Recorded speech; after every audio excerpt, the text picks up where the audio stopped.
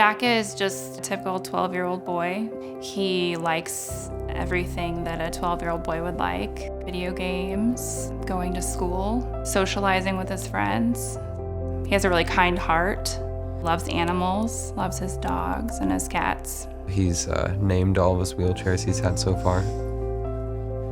Like Speedy, and Eagle. When Jack was young, we noticed that he was a little slow to hit some milestones. Not excessive, but as a parent you notice these things, and he was our second son, and so you compare him to your first son, our oldest son, Carter. When he started walking, we noticed that he was stumbling around a lot, falling a lot, very uncoordinated, and we pursued a diagnosis. Obviously, when we found out Jack had ataxia, it feels very isolating, and it's very discouraging. Ataxia essentially means inability to fully control your muscles, your body. Since he was young, it has gotten worse, it's developed. Simple tasks that we take for granted and we don't think about are much more difficult for Jack. He really has to think about it. And as a family unit, we have to plan a lot and think about how we want to do things, because we want to make sure that he stays safe and independent.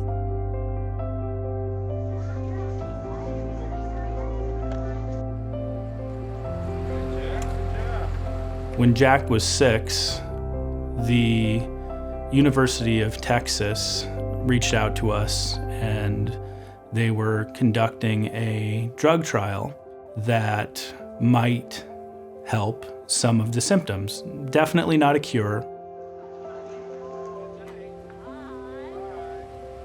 He knew there was needles involved, so that was scary for him. Obviously, his dad and I were encouraging, him to move forward with it, because we wanted to see what the impact was on him.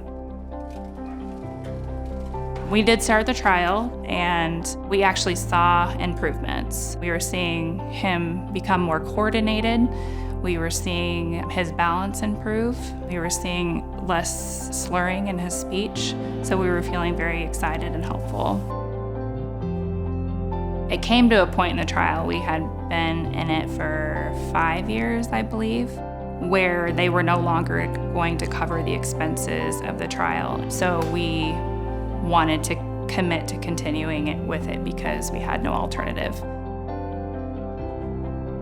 The University of Texas is doing the treatments for free, and the drug company is providing the drug for free.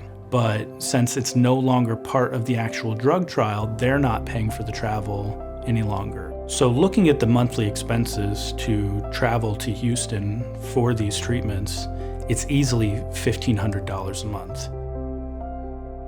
Once they took away the financial help, we went to social media, and we were approached by Nebraska Ataxia. They wanted to talk to us, get to know us, learn our story, hear about Jack, and they were so loving and kind and made me feel very supported from the moment that we spoke to them. They have covered our flights and our hotel stays so that Jack can continue to receive that treatment.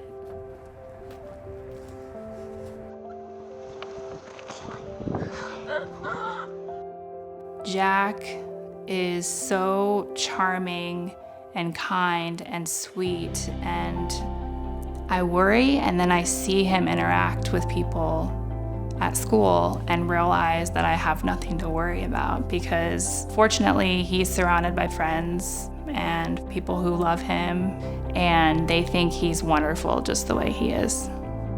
Jack is his own unique self. He is such a character. He definitely lights up any room that he walks into, and he is always just wanting to have a conversation, and he wants to share everything and anything. He just wants to talk and have someone to talk to him. He is, a really happy person, and you think about the life that he's lived and the position that he's in, and he does try to view the world in a positive light. He really is an inspiration. Something that's really important to keep in mind is we're on a clock.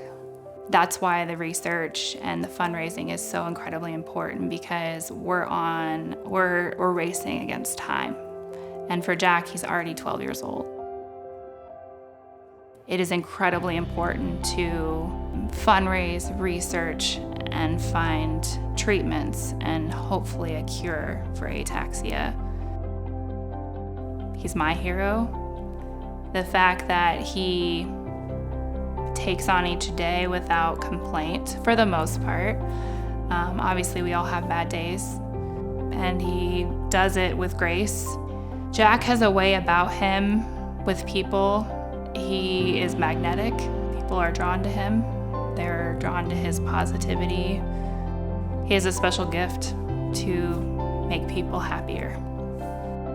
What's really changed my view of what bravery is and what perseverance is, and how a little kid is the bravest person in the room.